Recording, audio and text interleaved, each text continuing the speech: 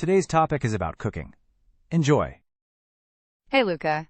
I've been thinking a lot lately about cooking at home more often, and I really want to try something different this time. Something that feels warm, delicious, and maybe a little special too.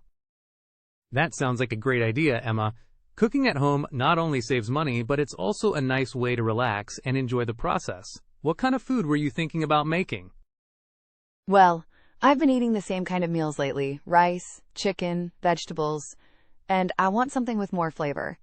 I was thinking of trying Italian food because I always love it when I eat it in restaurants. Italian food is perfect for that. It's full of flavor, smells amazing when it's cooking, and honestly, it's not very complicated to make. The ingredients are usually simple, but when you mix them well, the taste is amazing. That's exactly what I'm looking for. I want something easy enough that I don't get frustrated, but still something that tastes like a real meal, not just another boring plate of food. I want to feel like I'm in a little restaurant, at home. Then you should definitely start with pasta. It's quick, affordable, and there are so many ways to prepare it. One of the most classic dishes you can make is spaghetti with tomato sauce, and you can make it taste like something from an Italian kitchen with just a few good ingredients. I like that idea a lot. Spaghetti is something I already know how to cook, but I've never made the sauce from scratch before. I always buy the jarred kind from the supermarket, and honestly, it doesn't taste that great. It feels like something is missing. That's completely normal. Those ready-made sauces are full of sugar and preservatives, and they don't have the fresh taste of a homemade sauce. Once you learn how to make it yourself, you'll never want to go back to the store-bought kind again. It's also more satisfying because you made it. I really like the idea of making something from scratch. It feels more real, and maybe even a little creative, like I'm doing something special for myself.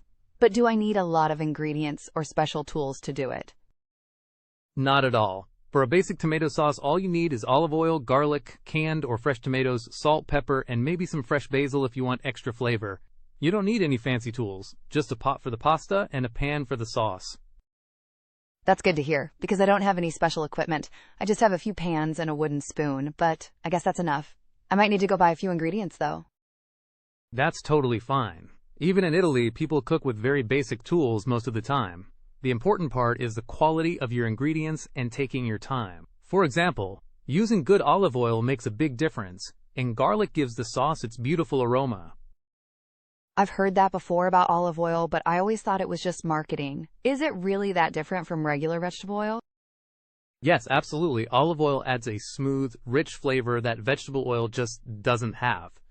When you cook garlic in olive oil, the smell is so inviting.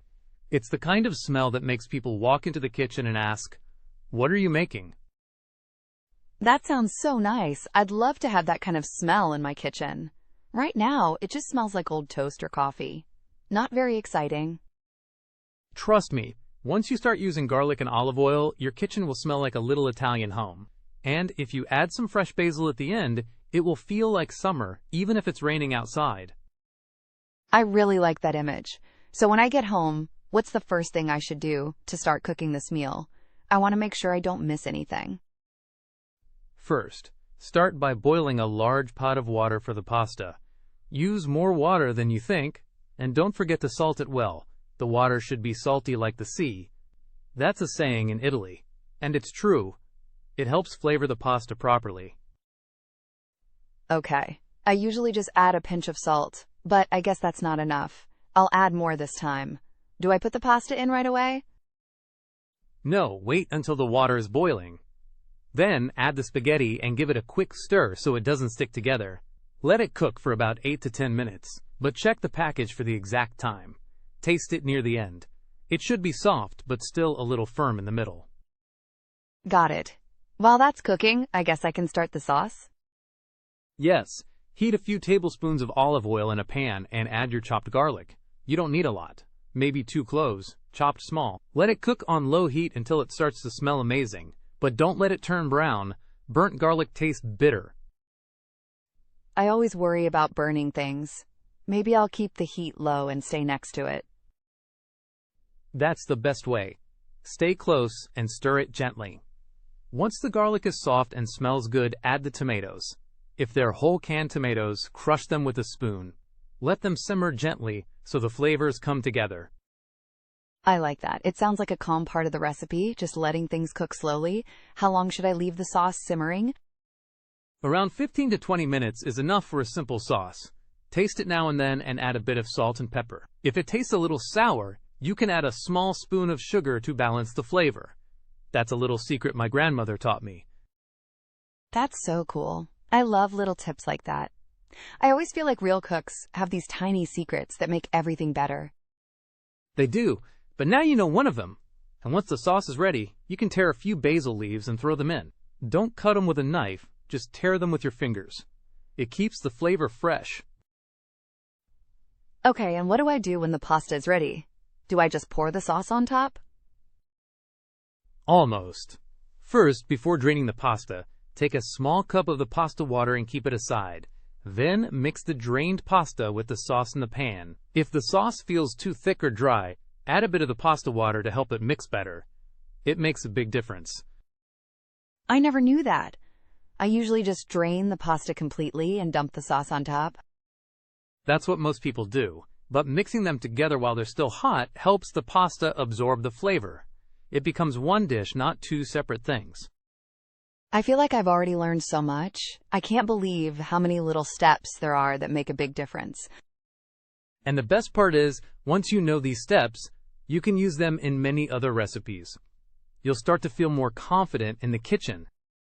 I really hope so. I've always wanted to cook better, but I usually get nervous or feel like I don't know what I'm doing. Everyone starts like that. Even great chefs had to learn step by step. The most important thing is to enjoy it and not be afraid to make mistakes. Thank you, Luca. I feel much better now. I think I'm ready to go shopping and try this out tonight. I'm sure you'll do great, and if you want, take a picture of your dish when it's done. I'd love to see how it turns out.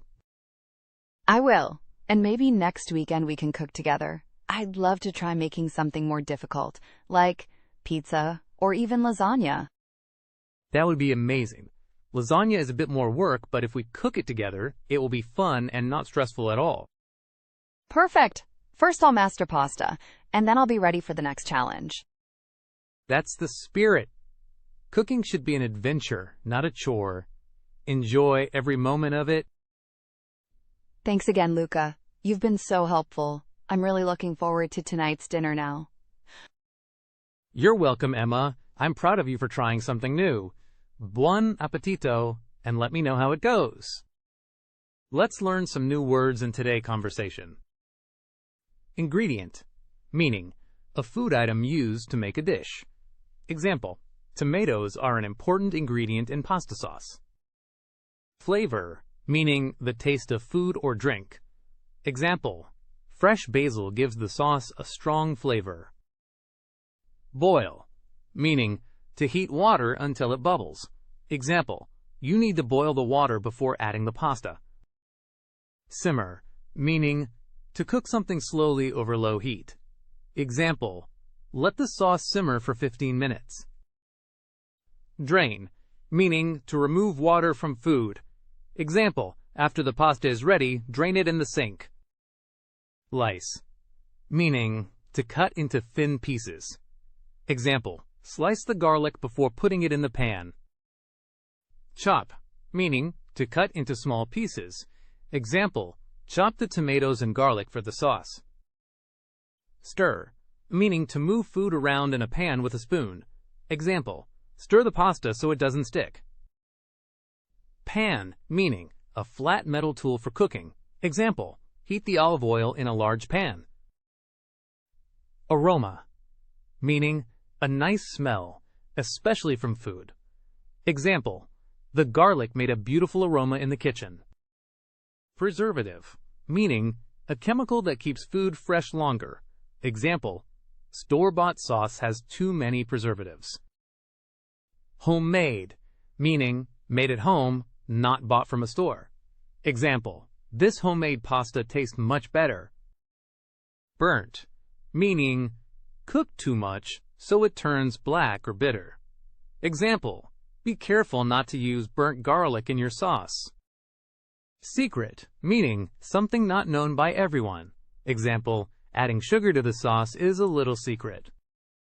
Tasty, meaning having a good taste. Example, this spaghetti is really tasty and full of flavor. Recipe, meaning a set of steps to cook a dish. Example, she followed the recipe to make the tomato sauce. Confident, meaning feeling sure of yourself. Example, after cooking a few times, she felt more confident. Sour, meaning a taste like lemon or vinegar. Example, sometimes canned tomatoes can taste a little sour. Adventure, meaning a new and exciting experience. Example, trying new recipes can feel like a little adventure. Restaurant, meaning a place where people go to eat food. Example, she wanted to make food that tasted like a restaurant meal.